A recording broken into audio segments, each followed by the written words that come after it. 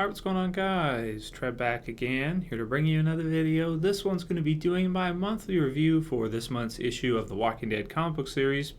This month we got to see the release of the Walking Dead issue 128, which was called After All This Time, She Should Be More Prepared.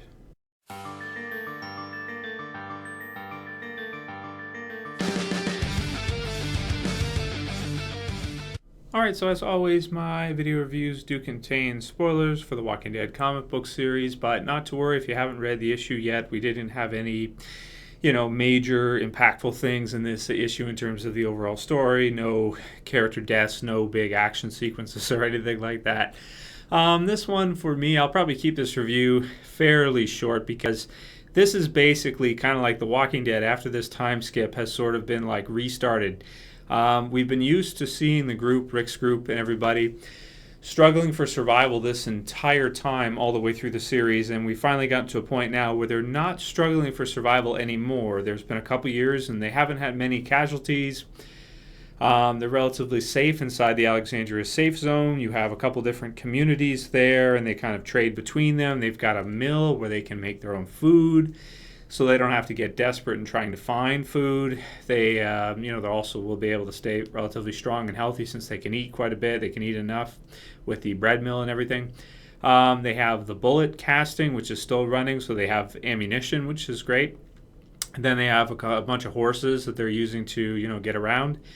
And basically, all in all, everything is pretty much good for them. At this time in The Walking Dead right now, which is not something we're used to. It's a nice little change up in the series compared to how we're used to seeing them always fighting for survival. Like, for example, where they're at in the TV series right now, where they're fighting the group at Terminus, or they've been captured by them and are soon going to start fighting back. So this is kind of like a peacetime, I guess you could kind of say. There's no war, there's no other groups that are threatening them, and we're basically, getting started again with this new, I guess not series, but this new part of this new section of the Walking Dead story.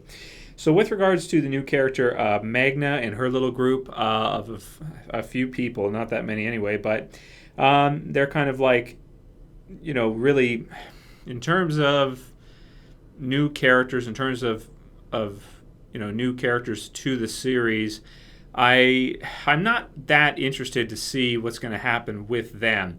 They kind of, to me, okay, I'm interested to see who Magna is, what she's about, what her group is about, but for the most part, they're new characters. We learn a little bit about them now. We learned that they kind of survived in a nursing home. They kind of were the type of group that just kind of locked up shop and was able to survive based on supplies that were there.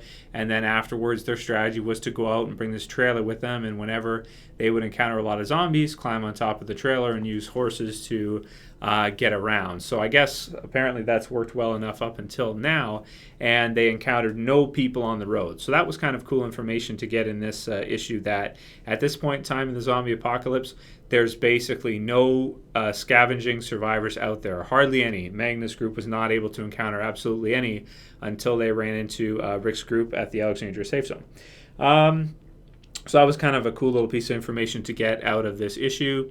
And that's really all I have to say about them. They're not trusting of Rick's group, which is kind of cool because it's kind of like how Rick's group was when they first found Alexandria, and how Rick used to think of other groups as he would come across them, where he would be very mistrusting. So she's kind of reacting in the same way that he used to, which is kind of funny. But with regards to the cover, she's got like a zombie over top her and everything.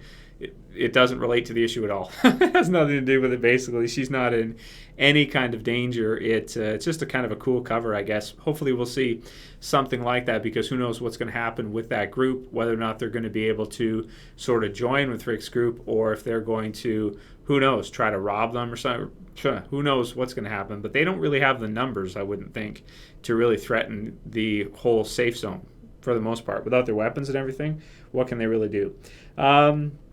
So those are kind of my thoughts on that. In addition to that, we saw Negan, which was cool, how he's kind of depressed, and how Rick has kind of shown him that he was wrong, and Rick has won, really, from the all-out war story arc. We've seen now that Rick has defeated Negan, and he has employed what he wanted to, which is to keep him alive so that he can see how wrong he was after everything is good and he's just rotting in a cell.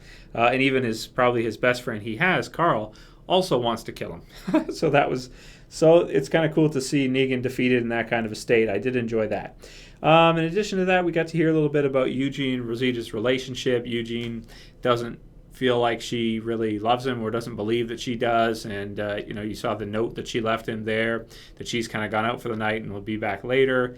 And Eugene kind of doesn't have enough self-confidence to really feel like the relationship's going to work out. So there was that as well, too. So everything else in this chapter is pretty much self-explanatory. We did get to see a new character, Ken, who got hurt. I think he's from the hilltop. At least he said the leader was Maggie. So that was kind of cool to hear that she's kind of like a leader of her own community now, similar to Rick.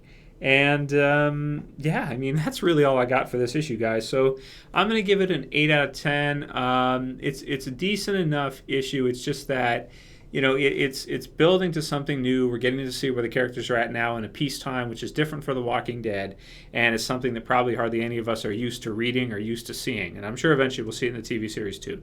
So I won't go on too long for this review because that's really, it's self-explanatory, Peacetime, everything's good for the most part, and getting to see a little bit more character development from each different character.